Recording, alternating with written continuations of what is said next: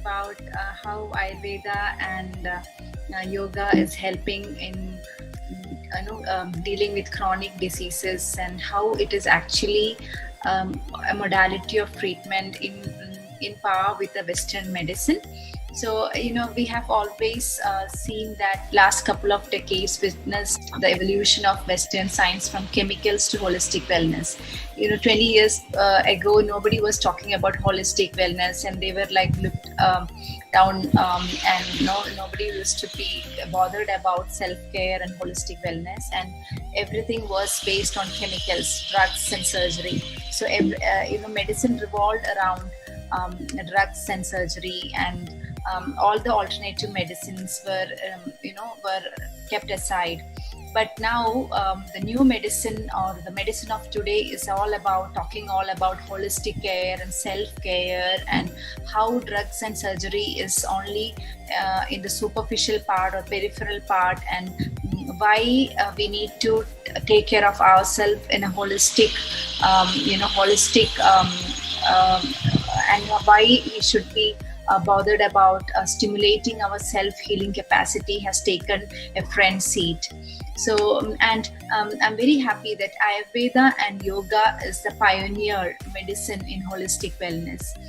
We have Greek, we have Chinese medicine, homeopathy, chiropractic, hydrotherapy, a lot of medicines, but yoga and Ayurveda dates back to thousands of years ago, and they are the pioneers in healing.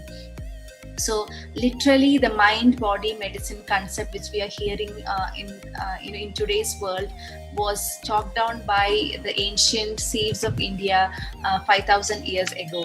And literally, they are sister sciences, and they complement each other. And it's a very personalized and person-centric medicine. And and Ayurveda and yoga always believe in harmony. The mind, body, senses, soul, and intellect, they all need to be in harmony to call ourselves healthy.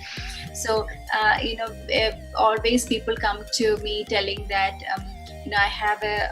I'm obese, or I need to lose weight. But I always say, it's not just about the body, it's also always also about the state of your mind, and how your senses is, and how your intellect is. So we can call yourself healthy only if your mind is not anxious or depressed. So just losing few kilos is not just important, but also how the quality of your mind is, how the state of your mind is. That is also very much important in today's world. And also when we come to the senses, feverishness free senses is also very important. So often we are so much attached to things that, okay, I cannot leave, or I cannot get up without a cup of coffee, and we are so much addicted to coffee, and when we miss the coffee, we get coffee karma, right?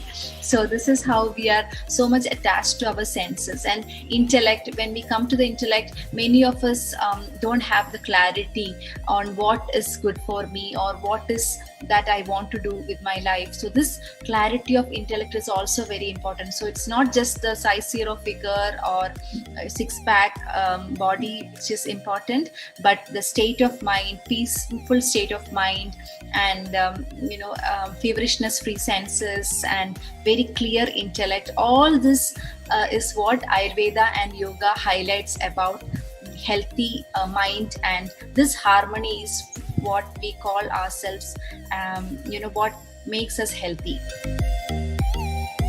Ayurveda and yoga is all about being predictable with yourself, and being a little disciplined with ourselves, because our nervous system loves predictability, and our nervous system loves this discipline. If we are not respecting our biological clock, we all have this biological clock in our body, and our brain works, or our body secretes certain hormones at certain time.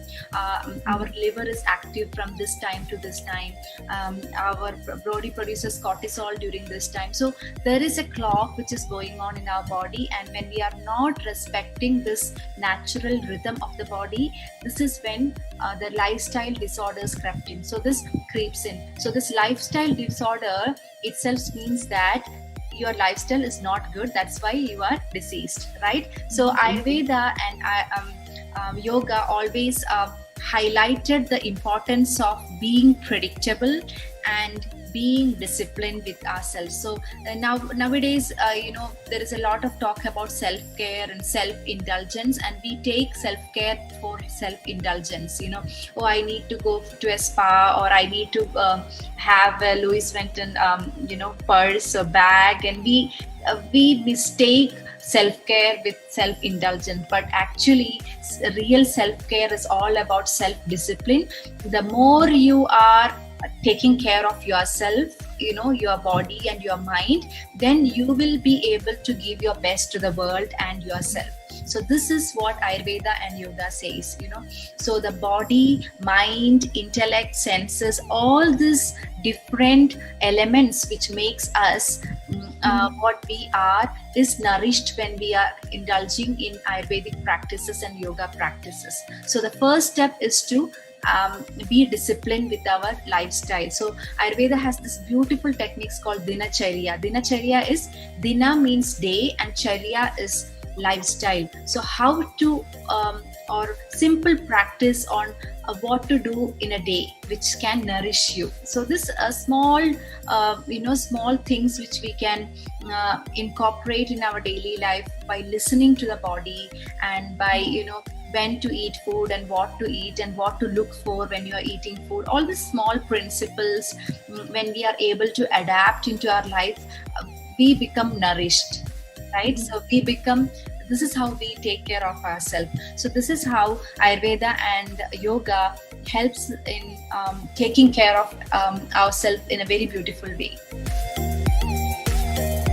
So the first thing is, for a beginner, the first thing should be about listening to your body, how your body is responding to different food you are taking.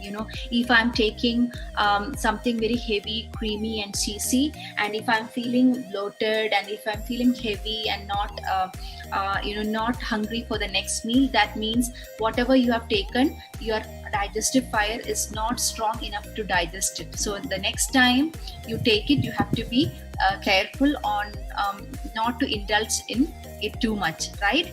And because you have taken it already, now we have to see how to fix it, how to help your body to digest it. So then we'll have to take a couple of digestive teas and herbs and spices to help your body to digest, right? So listening to your body, our body is such a beautiful, it has such a beautiful intuition and awareness that it starts giving us signals. That's why when you eat something which is not right, sometimes we get a tummy ache, or sometimes we get loose stools or diarrhea, and then still we say, most of the times we say, oh, I always know that chickpea give me gassy tummy, but then I love chickpea, or I love my hummus, and then we always indulge in it again and again. So the real wisdom should be, or real intelligence should be, to have it once in a while in minimal quantity, and aid it with some digestive tea to help it get settled in our body. So for a beginner, creating this awareness will be the best to start with.